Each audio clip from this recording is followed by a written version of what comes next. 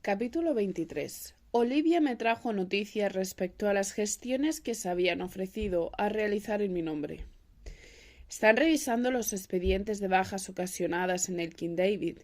Tienen que establecer con precisión las pensiones definitivas que quedarán a sus familias. Habrá que esperar evaluaciones, informes, quizá incluso dictámenes jurídicos. Se demorará un tiempo. ¿Cuánto? Difícil de precisar. Dio una profunda calada a su pitillo, luego añadió: varias semanas como mínimo, quizás meses. ¿Y es necesario que yo permanezca aquí hasta que acaben esos trámites? Eso parece. Tendrás que aceptar y firmar en persona las resoluciones. ¿Y no podría dejarlo todo preparado antes de abandonar Londres? Quizá mediante un poder notarial o algún tipo de documento oficial que me trastabillé, me atasqué. Además de tratarse de un asunto amargo, desconocía la terminología del inglés administrativo, sus vericuetos y fórmulas. Lo dudo. ¿Y no podría gestionarlo yo de alguna manera desde...? Alzó las cejas con esa ironía tan suya, un tanto displicente. ¿Desde Marruecos? Preguntó con exagerada extrañeza. Como si me hubiera ofrecido a comunicarme a gritos desde un campo de chumberas africanas. Gestionarlo desde el consulado británico en Tánger, eso pretendía decir, desde una misión diplomática en toda regla. La contundencia de mi respuesta le cortó el sarcasmo. Has de encargarte de todo y ha de ser desde aquí, darling, dijo apartando el cigarrillo con impaciencia. Si dudas de mi palabra, puedes intentar convencerlos tú misma. Nos sostuvimos la mirada unos segundos tensos. No dudo, musité. Todo lo contrario, disculpa. Tras la cena, con mi propia radio recuperada, sintonicé el servicio latinoamericano de la BBC.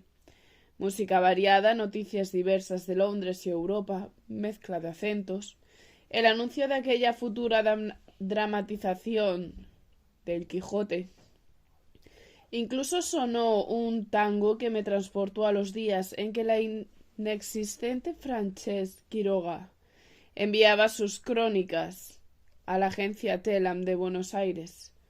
Me pregunté si Frank Nash seguiría firmándolas con el mismo nombre, ahora que era un monje franciscano quien había asumido mis traducciones.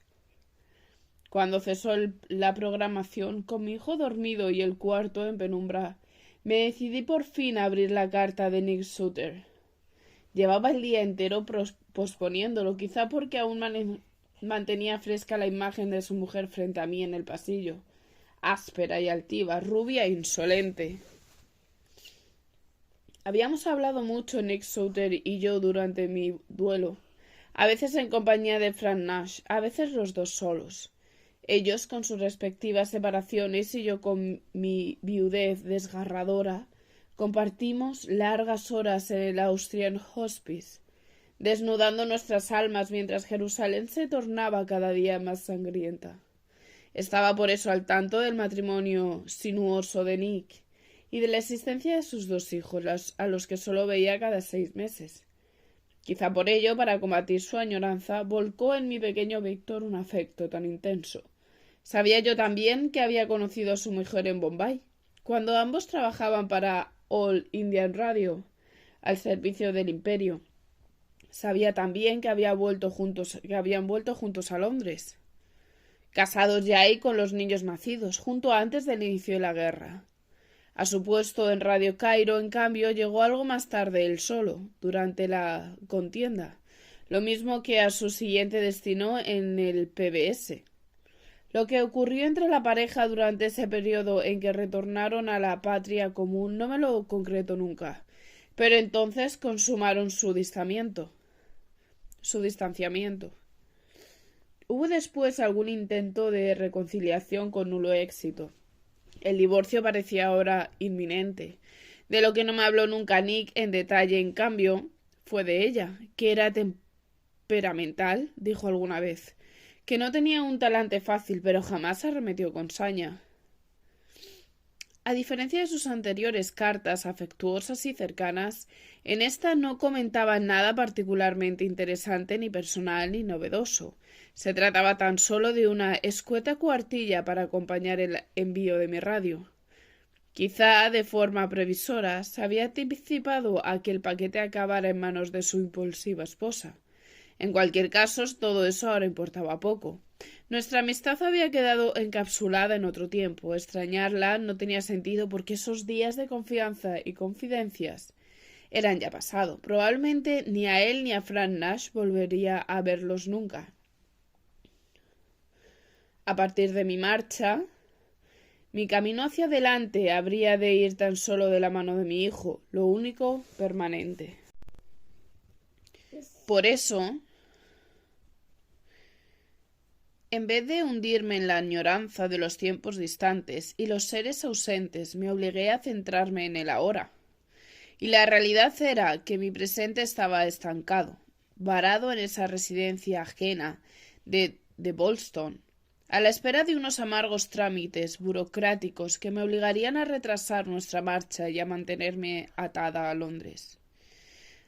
Al mediodía siguiente saqué de mi bolso la tarjeta de George Camacho, el director del servicio latinoamericano. Mientras Olivia y Gertrude se peleaban a brazo partido por enésima vez con la caldera atascada, yo me dirigí al teléfono. La mera idea de permanecer durante una larga temporada amarrada a mi suegra, juntando las noches con los días bajo su techo sin absolutamente nada que hacer, se me antojaba tan poco atractiva como una larga condena. Así que decidí no perder más tiempo. Si estaba obligada a quedarme, mejor no desperdiciar aquella oportunidad que el azar me había puesto delante. Esperé a que le pasara la llamada con la sensación de tener un nudo en las tripas. Su respuesta casi me hizo gritar. «Nos interesa», confirmó. «Venga a verme cuanto antes, por favor». Volví a Broadcasting House a primera hora de la tarde. Desde que atravesé sus puertas no dejé de fijarme en los rostros y los cuerpos con que me fui cruzando. En ningún momento, por fortuna, volví a ver a Cora Sutter. George Camacho me recibió con un traje de raya diplomática. Estaba solo esta vez. Me ofreció asiento, té, café, un dulce, agua, galletas. Miré estas de reojo. Con gusto habría cogido un buen puñado y me las habría echado al bolsillo, pero mantuve las formas y solo acepté lo primero. Nos acomodamos uno frente a otro y por un instante me volvió el recuerdo de aquel otro hombre de radio que también me había cogido en su despacho, en otra tierra y en otro tiempo. Pero mientras Nick Sutter era expansivo, rotundo en voz y maneras, fumador compulsivo y poco ceremonioso, mi anfitrión colombiano desplegó ante mí unas formas sumamente atentas, un tono de voz sosegado y ningún indicio de interés por el tabaco. Permítame antes de nada ponerla en antecedentes. Para que tenga una idea de nuestro alcance, desde el servicio latinoamericano nos dirigimos en onda corta a todos los países hispanohablantes de América Central y del Sur. Tenemos además programación propia para Brasil en portugués.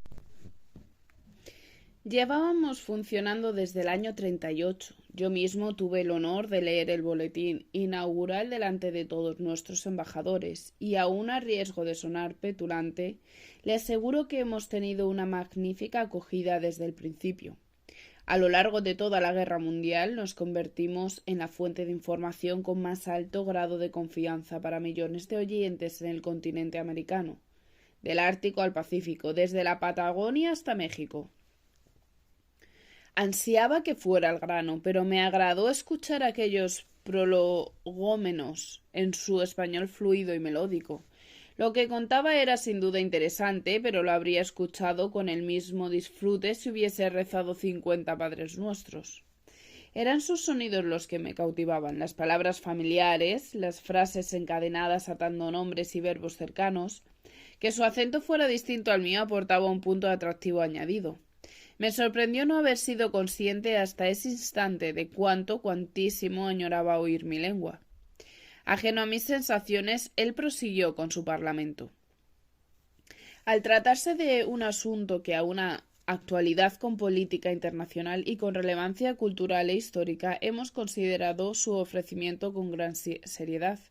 Y como le he adelantado por teléfono, la respuesta es sí. Nos interesaría que preparara algunas piezas informativas. Contaría con nuestra guía en todo momento. Asentí en silencio, intentando que no entreviera mi satisfacción. 3 intervenciones resultarán un número excelente. Le pagaremos 5 guineas por cada una de ellas. Trabajará directamente con Ángel Ara en Bush House. Ya conoció ayer a Ara. Ahora le daré las indicaciones de dónde encontrarlo. Él la acompañará a lo largo de todos los estadios del proyecto, y en cuanto a contenido nos interesan por supuesto nociones ilustrativas acerca del conflicto, pero también sus aconteceres, sus propias vivencias. Nick Souter en su día me había propuesto también 3 seguimientos. Debía de ser ese el patrón usado por la casa y su apéndice a lo ancho del imperio. Solo que mi amigo, en aquel encuentro nuestro en el café de Atara de Jerusalén, me pidió que hablase acerca de mi pobre país de una manera neutra y aséptica. Ahora, en cambio, Camacho me planteaba otra cosa radicalmente distinta. Mis propias vivencias, había dicho. Estuve a punto de soltar una áspera carcajada. Pretendía que me centrase en mis propias desgraciadas, tremebundas, sanguíneas vivencias. Lo frené, mejor ahorrarle el esfuerzo. Si he de hablar de mí misma y mis experiencias, lamento decirle que no os va a resultar imposible alcanzar un acuerdo.